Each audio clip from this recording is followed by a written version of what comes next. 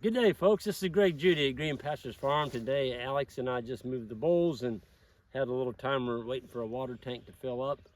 We like to make sure the water tanks are full before we leave them. We got a float on it, pressurized water. It's just a good idea to watch a tank. We'll actually move over. I'll show you what it looks like here in just a second. I have thought they were level. I plug it in, I'm in a hurry, I don't stay with the tank. The cattle may be drinking on it as it's coming out, and I'm like, oh, it's fine. I come back the next morning, the water is flowing over the top of the tank because it wasn't level. And that's on pressurized county water. So in those instances, I was looking at a $150 to $200 water bill just because it ran. It ran all 24 hours because at that point, it was on a herd that we were just moving once a day. And so it didn't shut off. It just didn't shut off. It just kept flowing. And it, 45 gallons, 45 to 60 PSI, that's a lot of gallons per minute in a 24-hour period. And all I did was I just dumped the water out the side of the hill, okay? It's a pretty expensive way to water your grass. So I just saw the hose do like that, which means it's shut off. Let's go look at it. I'll show what we got here. So what we're looking at here, folks, is 100. So this is a 100-gallon tank, and we put these posts on the side because it splays out on a hot day. These sides will actually open up. So that's another reason for these. But the main reason is if you've got a big herd, like we've watered as many as 150 head out of here. I'm sorry, 350 cows, calves, bulls, yearlings, the whole mob drinking out of here. We put this wire across the top. You notice I touched it. It's not hot, but they think it is. And I run a wire around my hose over here, and we've got a quick coupler that Alex actually plugged in. You won't be able to see it, but it's down in that hole. Can you see it? You probably can't see it at all, can you? Not really, no. Yeah, that's fine. This is the quick coupler that I didn't have a lid on for several years. I reached down in it one night and there was something furry down in there. Got my hand out of there real quick. It was dark. It didn't growl at me. So I eased down in there again. It was dead. It was a possum that had fallen in there and had been in there for a month. So I spent the next 10 minutes digging dead pieces of possum out of there. Always keep a lid on your quick couplers when you get done with them. So we got the Flexzilla.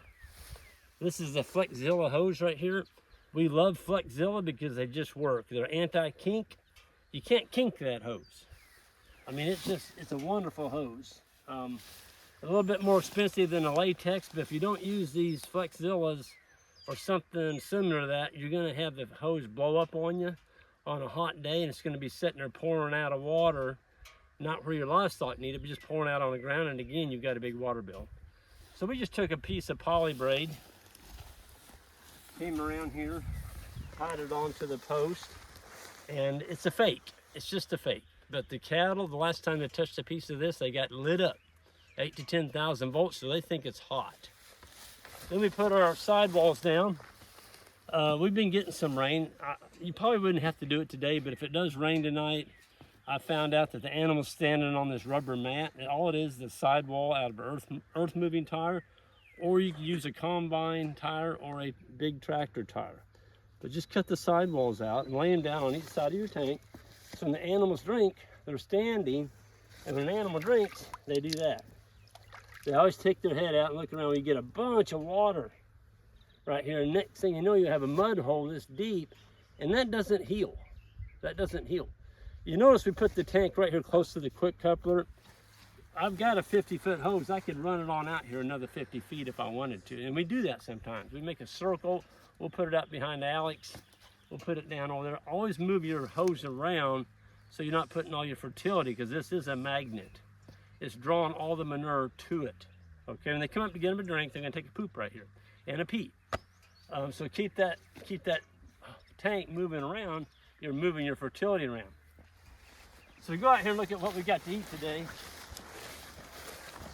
We've got a lot of white clover right here. There is some red clover coming on, some of the bigger ones.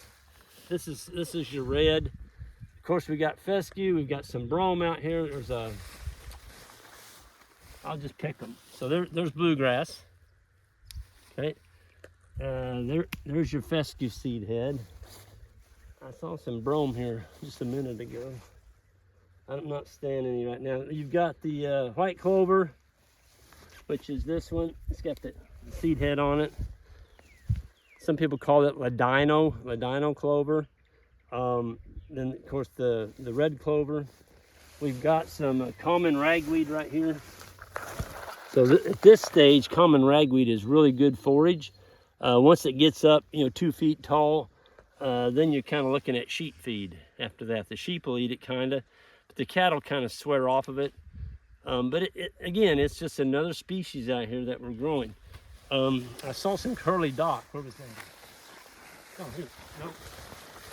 Ironweed. Yeah, there's some, that's actually not ironweed. Oh, is that a... I'm not sure what, I forgot the name of that one. I can't believe I can't find an ironweed plant. Oh, here we go. The cattle will nail this one. This is curly dock. They love these plants. They'll eat that. They'll take all these leaves off. Here's one that they don't bother too much. Something ate the leaf off of that. I'll be darned. That leaf is gone. That's what we call bull nettle.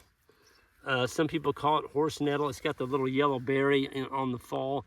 It's got thorns all up and down it. Again, it's not covering the whole farm. It's one plant. People freak out and, oh, we got to spray, we got bull nettle. Well, when you spray, all you're doing is you're killing all your broadleaves. There's another nice broadleaf, some more of that curly dock. I saw another plant. What was it? Oh, the Ceresia. We just walked past it. Where is that? Oh, right here by the water tank. So this is Ceresia. I'm not real crazy about this one, but this time of year, our cattle actually kind of do a pretty good grazing on it. It's tender. It's very tender right now.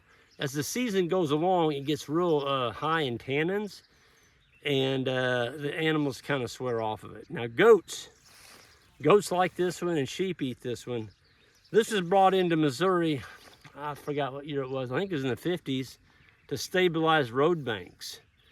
And then they figured out what they'd done, like a lot of goofy decisions they make. This thing's got 30,000 seeds on it in the fall, and the birds eat it.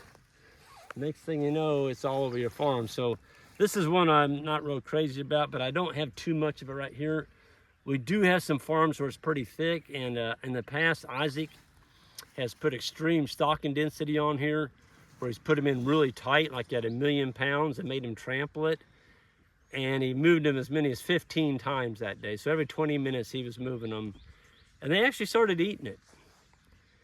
And what we found out was, by putting that much pressure on it and stomping it on the ground, we actually grew some grass there that fall, which before we had never done that. There had never been any grass grow where you might say 80% of this, it just crowds everything else out because it's so high in tannins. But the bulls are looking good behind us here. I'll move around where you all can see them. You can see they're filled out. They're losing their winter hair coat. They're all slicked off now. We are May 23rd, so we're basically 1 week away from our bull pickup day. And it's a good day to be a bull on Green Pastures Farm with all this grass out here. So we're very fortunate. We've been getting rains right when we need it. And you just can't beat that when you're a grass farmer. You get rain, you get sun, you got nice animals, good genetics. You've got good drinking water like we've got right there for that bull. It's just, I don't know how you can do it any better than that. I mean, it's a great life.